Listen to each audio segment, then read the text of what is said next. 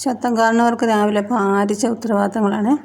മെക്കിനെ കോളേജിൽ വിടാൻ നേരമുള്ള ഇയാളുടെ മട്ടും ഭാവമൊക്കെ കണ്ടു കഴിഞ്ഞാൽ ഇങ്ങേരാണ് കഷ്ടപ്പെട്ട് പഠിപ്പിച്ച് ചെറുക്കനെ വിടുന്നതെന്ന് തോന്നും. കറക്റ്റ് 8 മണിയാകുമ്പോൾ ഇറങ്ങി ആ സ്റ്റെപ്പേ വന്നിരിക്കും. ഇറങ്ങാനെങ്ങാനും ആ ചെറുക്കൻ ഒരു 5 മിനിറ്റ് താമസിച്ചാൽ പിന്നെ ഇയാൾക്കങ്ങ് വെപ്രാളവാ. എടാ ഇറങ്ങടാ, വാടാ, സമയം പോയടാ. ആ ചെറുക്കനാണെങ്കിൽ ഓടി വന്നതിനോട് പറയാമേ വേഗം ചോറെടുക്ക്, ഒരുത്തനോട് കിടന്ന് ധൃതി വെക്കുന്നു.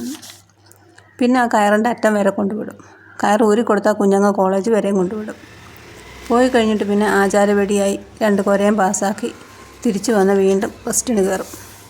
തണുപ്പിൻ്റെ കാഠിന്യം അനുസരിച്ച് പിന്നെ കുഞ്ഞ് തീരുമാനിക്കും 9-ന് എണീക്കണോ 10-ന് എണീക്കണോ എന്ന്. ഇനി എങ്ങാനും ഒടുക്കത്തെ തണുപ്പാണെങ്കിലോ ചെറുക്കനെ വിടാനൊന്നും മെനക്കെടത്തില്ല. സോഫയിൽ കിടന്ന് കണ്ണുകൊണ്ട് ചെറുക്കനെ കാണിക്കും. പൊക്കോടാ, ഇവിടുത്തെ കാര്യങ്ങളെല്ലാം ഞാൻ നോക്കിക്കോളാം, നീ ധൈര്യമായിട്ട് പൊയ്ക്കോ എന്ന് പറയും.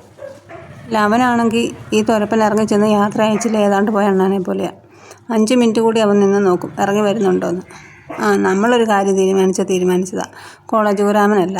അവൻ്റെ അപ്പം പറഞ്ഞാലും നമ്മൾ തീരുമാനിക്കുന്ന പോലെ നടക്കത്തുള്ളൂ. ഇറങ്ങുന്നില്ലെന്ന് വെച്ചാൽ ഇറങ്ങുന്നില്ല, അല്ല പിന്നെ.